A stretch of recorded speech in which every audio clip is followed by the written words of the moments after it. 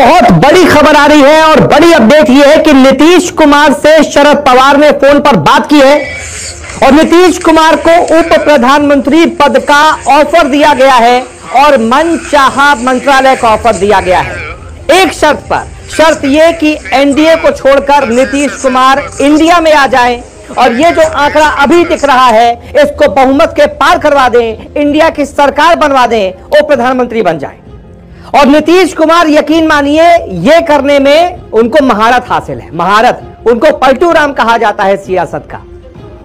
जब देखा मौका कि इधर फायदा है पलट गए उनके साथ सरकार, फिर देखा है दिक्कत पैदा कर रहे हैं उसके साथ फायदा है उधर सरकार। लगातार बिहार में बीते 15 सालों में कई बार सत्ता बदली लेकिन सीएम एक रहा, नीतीश कुमार, मिस्टर पलटू राम। अब नीतीश केंद्र में भी बड़ा खेल कर सकते हैं और यह चीज विपक्ष को पता है, इंडिया को पता है, इसीलिए शरद पवार ने मोर्चा खोल दिया है, टेलीफोन घुमाए जा रहे हैं। सबसे पहली खबर आई है कि उनको यह लग रहा है कि अभी की जो टैली है, ये देखिए ये अभी की टैली है जो एकदम ताजा है, इसमें कुछ उतार चढ़ाव हो सकता है, प्लस माइनस 10 मान लीजिए आप। एनडीए को चलिए 295 मान लीजिए, क्योंकि सबने एनडीए को 350 360 दिया था, आप इसको 295 मान लीजिए, इसको और कम कर दीजिए। लेकिन फिर भी मान लीजिए 245 का भी आंकड़ा इंडिया पहुंच जाती है तो फिर खेल कैसे होगा ये देखिए।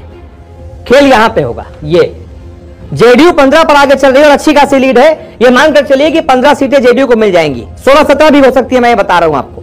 अगर जेडीयू की 16-17 हो गई और जो टीडीपी है चंद्रबाबू नायडू वाली, आंध्र प्रदेश वाली, वो भी 16 सीटों पर आगे चल रही है और उसकी भी 16 सीटें जीतता है और वो अभी इंडिया का हिस्सा नहीं है। यह भाई साहब भी इंडिया का हिस्सा नहीं है, यह एनडीए का हिस्सा है। तो इनके 15, टीडीपी के 16, कितने हो गए? 31। चाहिए कितने? 253 है, 10 माइनस कर दीजिए, 245 मान लीजिए, 245 प्लस 30 275, बन गई सरकार। यही खेल हो सकता है इसीलिए, और यह खेल इंडिया को समझ में आ रहा है, शरद पवार को समझ में आ रहा है, इसीलिए उन्होंने अभी से अपने घोड़े खोलने शुरू कर दिए। उनको पता है कि कौन सी कमजोर कड़ी है, उनको पता है एनडीए में एक सबसे बड़ी कमजोर कड़ी है नीतीश कुमार, वही नीतीश कुमार जिनकी वजह से यह बना था इंडिया। नीतीश कुमार ने इसकी शुरुआत की थी कि मोदी को हराना है, सबको एक साथ लेकर आओ।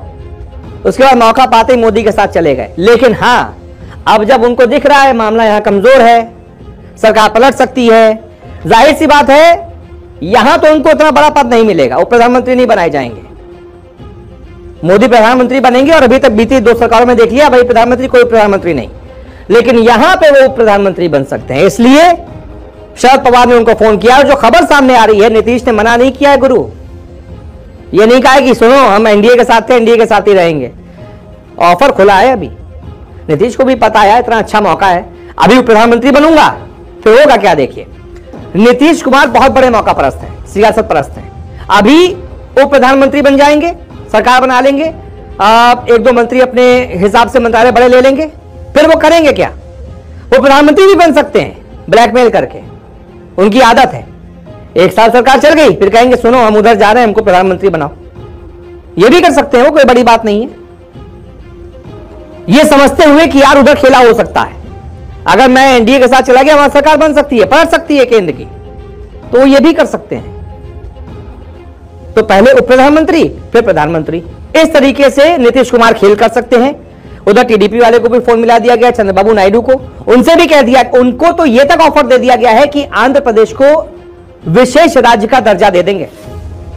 बहुत जरूरी होता है, वो उसके लिए लड़ रहे हैं लगातार चंद्रबाबू नायडू, मिला नहीं है। इंडिया के लिए हमारी सरकार बनवा दो, शरद पवार के लिए हमारी सरकार बनवा दो, तुमको स्पेशल राज्य का दर्जा दे देंगे। बहुत फायदा होता है स्पेशल राज्य के दर्जे से, बहुत सारी केंद्र से मदद मिलती है। तो ये 2 जो सिपाही है ना, ये खेल कर सकते हैं और इस तरीके से इंडिया की सरकार बन सकती है। अब किन किन राज्यों में भारतीय जनता पार्टी को बहुत बुरी हार मिली है, इस पर बात कर लेते हैं। इसमें सबसे बड़ा डेंट जो भारतीय जनता पार्टी को लगा है वो इस राज्य से लगा है, उत्तर प्रदेश। कहते हैं दिल्ली की सरकार का रास्ता उत्तर प्रदेश से होकर गुजरता है। अब दिल्ली की सरकार जो फंस गई है ना, वो यूपी की वजह से फंस गई है। क्यों?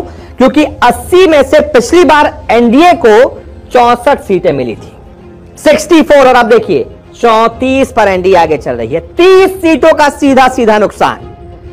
सोचिए, यही 30 सीटों का सीधा सीधा नुकसान, और इसमें भारतीय जनता पार्टी को लगभग 29 का नुकसान है और उनके एक सहयोगी है। यानी कि सीधा सीधा भारतीय जनता पार्टी जो कि लगभग 240 के आसपास सीटें जीत रही है, वो अपने बलबूते 270 जीत जाती है अगर यहां प्रदर्शन अच्छा हो जाता। लेकिन एनडीए को यहां सीधा सीधा 30 सीटों का नुकसान हुआ है। इंडिया गठबंधन खास तौर पर इसमें समाजवादी पार्टी 5 सीटें जीती थी पिछली बार, इस बार 30 से ज्यादा सीटें, 35, 36, 37 सीटें जीत रही है समाजवादी पार्टी, और उसने बहुत बड़ा खेल कर दिया है इस राज्य में। भारतीय जनता पार्टी की सबसे, मैं तो इसको हार ही बोलूंगा, ये हार ही है। अगर आप इतना बुरा हारे हैं तो ये आपकी हार है, आपकी जीत नहीं है। इसके बाद दूसरा राज्य जहां पर भारतीय जनता पार्टी को बहुत बड़ा झटका लगा है वो है महाराष्ट्र। बताइए, सरकार भी बना ली एनडीए ने यहां पर, उसके बावजूद जो मौजूदा आपकी सरकार है उसके बावजूद आप यहां पर सीटें बढ़ा नहीं पाए, बल्कि आपकी हार हो गई है।